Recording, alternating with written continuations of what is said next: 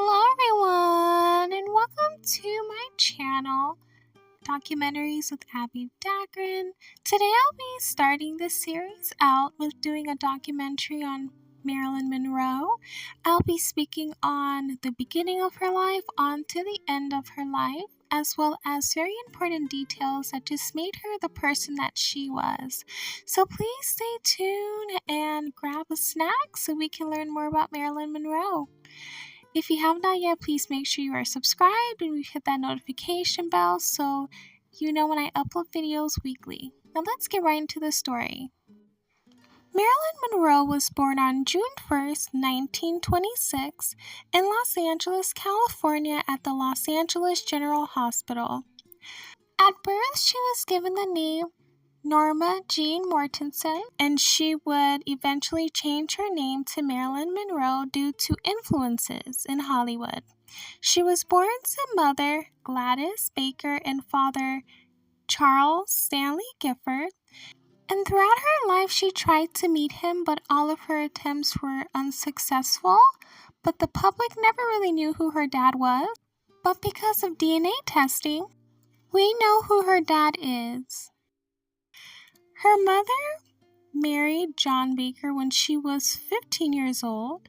She would have 2 children with him named Robert and Bernice, so this isn't Marilyn Monroe's biological father. However, in 1923, she would get a divorce and gain sole custody of the children. However, Robert would take the children from Gladys and bring them to Kentucky. He did this because Gladys started showing signs of mental health problems, and the dad did not want them around their mom due to this. Marilyn never met her sister until she was in her teens, but she was told of them when she was 12 years old. When Gladys got divorced, she started working as a film negative cutter at a Consolidated Films, where she would meet Martin Edward Mortensen. And Marilyn, she would have the name Mortensen until she changed her last name to Baker, which was her mom's maiden name. They would get married in 1924, but they would get a divorce in 1928. Marilyn also had siblings on her dad's side named Charles and Doris, who she never met because she didn't have that much a relationship with her father to know that she had siblings on her dad's side. Another fun fact about Marilyn Monroe's dad, her mom actually met him when she worked at Consolidated Films industry, and that's when she had Marilyn. Marilyn did have support from people from the evangelical church. There was a couple named Albert and Ida, who took Marilyn in when her mom could no longer care for her. Regardless, Marilyn's mom would make weekly trips to take care of Marilyn at this couple's house. At the age of 7, Marilyn and Gladys would move into a home in Hollywood. Sadly, short after, Gladys would have a mental breakdown and she would be diagnosed with paranoid schizophrenia. For the remainder of Gladys' life, she would move from hospital to hospital and would barely see Marilyn again. But for the next few years, Marilyn would be put into the foster care system where she would experience sad events. Marilyn stayed with the Atkinsons for a year and she was subject to SA. Because of these events, she would become shut off to the world and develop a stutter. In the summer of 1935, she would go to visit 2 other families. She stayed with a couple named Grace and Irvin Goodward, but Grace would eventually give Marilyn to the Los Angeles Orphanage Home shortly after in September 1935. Grace would eventually become Marilyn's guardian in 1936 after being convinced that Marilyn would be happier with a family, but it took her until 1937 to be removed from the orphanage. However, Marilyn would only stay with the Gowards for a few months due to Irvin's inappropriate advances towards her. She would also spend a few months with her own family in Los Angeles and Compton. Because of her upbringing, she was inspired to be an actress. Since she would go to the movies often, she was inspired to be in a movie one day. So, one thing that we figured out is when her foster parents would want time by themselves, they would give her money to go to the movies. And when she would watch these movies, she was very inspired to be a movie star one day. In September 1938, she would move in with Anna Laura in Los Angeles. Laura would go with Marilyn to Christian Science services, and she would go to Emerson High School. In school, Monroe loved to write and would be a part of the school newspaper. In 1941, Marilyn would move back in with the Gowards due to Laura's failing health.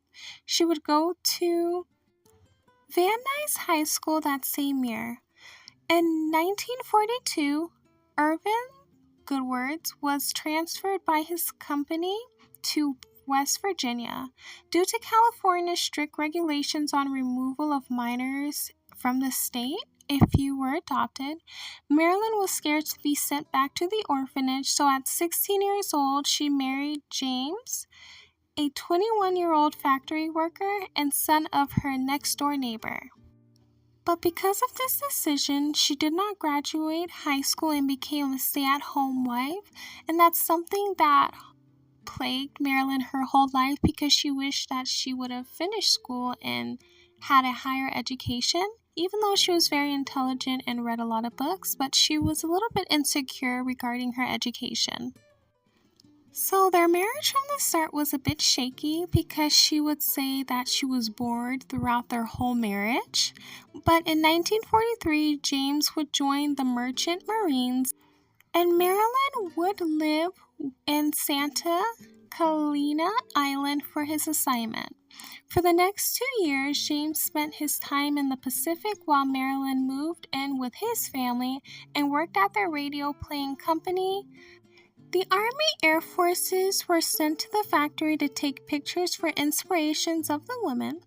In January 1946, Marilyn quit her job at the factory and became a model for the Blue Book Modeling Agency. At this time, Marilyn had natural red hair with curls, but she decided to dye her hair blonde and straighten it to increase her marketability. She worked very hard within this field, and because of her figure, she was able to book a lot of gigs, and in 1946, she would have appeared in over 33 magazine covers. In 1946, she would divorce James due to him not supporting her career, and a fun fact, he actually figured out that she was a model because when he was out on duty, a few of his friends saw a magazine cover and they were just admiring the woman on there. And he came over and he looked at the picture and he was like, "Hey, that's my wife." So that's kind of how he got to know that she was a model. And due to her modeling success, she got a brief contract with 20th Century Fox and Columbia Pictures. Sadly, Fox did not renew her contract in August 1947 due to her being shy and a bit insecure. Regardless, this did not stop Marilyn. She would hang out with producers and make friends with gossip columnists and host parties for influential men at the studio. She would also hang out and be intimate with Fox executive Joseph M. Schneck, who convinced his friend Harry Cohn, the head executive of Columbia Pictures, to sign her in March 1948. Now, before her career started to soar, a story did come out of her posing bare. The story helped boost ticket sales for her movie. Those pictures would be posted in Playboy that same exact year. For Monroe's whole career, her films will bank over $200 million, which today is equivalent to $2 billion. Some movies that she would star in would be Some Like It Hot, Gentlemen's Prefer Blonde, The 7-Year Itch, The Prince and the Showgirl, The Misfits, How to Marry a Millionaire, Niagara, River of No Return, All About Eve, Buzz Off, Let's Make Love, and so many other films that would do great at the box office.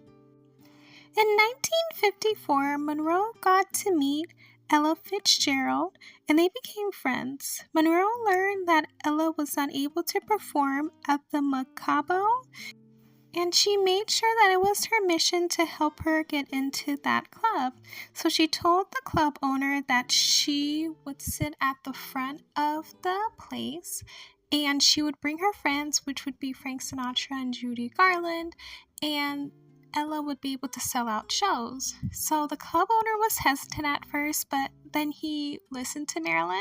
So then he did that, and Ella had so many sold out shows, and she was a success. Another instance was when Marilyn was going to watch a show with Ella, and she saw that she was being escorted from the front into the back, because in that era, a lot of African Americans would be escorted to the back and not to the front. So Marilyn said she would not set foot in there if Ella was not going to be able to come through the front. So that made the club owners listen, and Ella had a better time in being able to come through the front of the club. That same year, Marilyn would get married to Joe DiMaggio in San Francisco in a small ceremony. Joe was a baseball player, and 9 months after their wedding in October 1964, Marilyn filed for divorce. Joe was used to being the center of attention, and being with Marilyn was difficult for him. Marilyn wanted the divorce out of the grounds of mental cruelty. And there was one instance while she was filming The 7-Year Itch. DiMaggio was pretty upset by Marilyn's subway scene in the movie. And that's the scene where her dress lifts up by the air. And when Marilyn got home, they got in a big fight. And then there was another instance when they went back to San Francisco. They had a huge fight, and it did get physical. So that's the reason why they ended up getting that divorce. But even though they got the divorce, they were still on friendly terms. And even when she passed away, DiMaggio would send flowers to her grave until the day that he died. So he did have a lot of love for her. It was just a lot to do with him being a baseball player and him having all the attention on him. And he just did not want that for her, and he felt as though a lot of people in Hollywood were taking advantage of her, so he wanted to have control in that aspect of her life. But regardless of that, they did stay good friends, and even towards the days of her passing away, he did want to talk to her. He wanted to change her life in a way so she can change her life, so she could still be alive. But unfortunately, we do know, which we'll be speaking on later, about her passing. In 1955, Marilyn would sue Fox because the company would give her the stereotypical roles of the unintelligent blonde and not pay her her promised bonus. She was not treated too nicely by the media during this time, and she even had a parody called "Will Success Spoil Rock Hunter?" Eventually, Fox and Monroe signed a 7-year contract, and Monroe would be paid $400,000 to star in 4 films, and then she would be able to pick the script, directors, and the staff of her movie set. On June 29, 1956, Marilyn would marry Arthur Miller, and before they did get married, he was married his own self, so they were basically having an affair. But they did get married, and she stayed at home for a while and was like the traditional wife. However, when she went back to work, it did put a strain on their marriage. So in 1950, a little fact about their marriage: Marilyn and Arthur did meet on a set, and they were basically like, oh, it's love at first sight. However, they did not get married at that time because he was married at that time. So Marilyn did find a few notes written about her by Miller, and they were very unkind, but there are not specifics as to what the notes said, but it really did hurt Marilyn as to what he said. She did suffer a few miscarriages and was sad that they could not have children.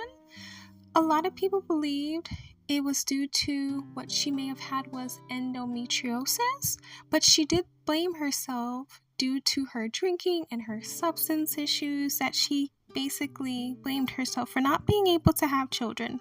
She even had an affair with her co-star Yves Montand, and Miller didn't fight for her, and she just saw that concerning because she felt if she had that relationship great, or if he loved her, he would fight for her.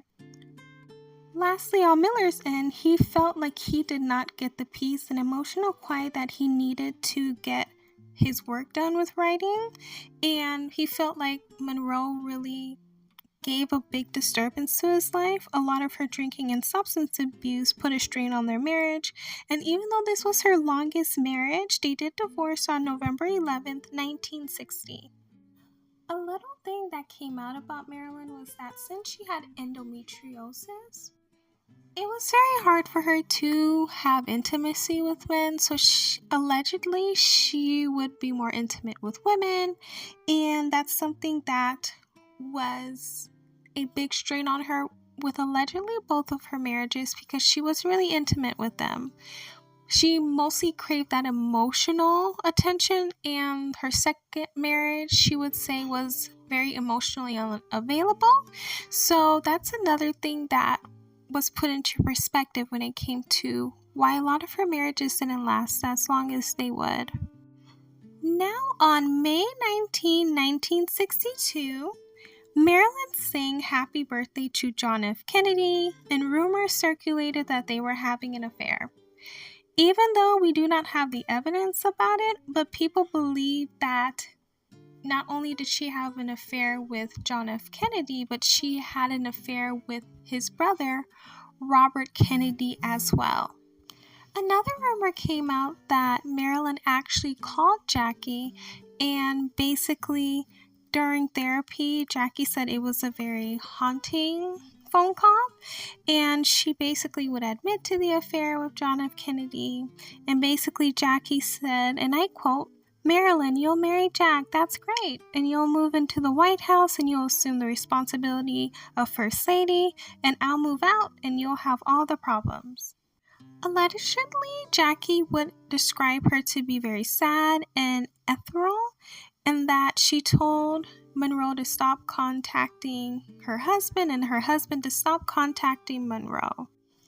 So Marilyn's career would kind of take a deep dive, and a lot of people would say it was due to her getting older. In Hollywood, they were not that kind to women who are in their 30s or 40s. And a lot of things did happen. People started to say that her reputation of being difficult to work with and her reputation of being late to her movies, as well as not showing up to work at all, was something that was a huge concern for her. She would also forget her lines and need to have multiple takes, and she would depend on her acting coaches a lot. And allegedly towards the end of her life, which we're going to speak about, her stutter did come back, because at first she was able to get the stuttering under control when her speech therapist told her to just use her soft and ethereal voice. But because of the stress she was under, her stutter did come back, and that was very difficult for her, and that's why she wanted her speech coach on the set with her, and her acting coach as well. So on the fateful night of August 5th, 1962, Marilyn Monroe would pass away due to an overdose. There were sleeping pills that were found next to her bed. There have been a lot of rumors regarding her death, saying that she may have been taken out of society. One of them had to do with John F. Kennedy and his brother Robert Kennedy.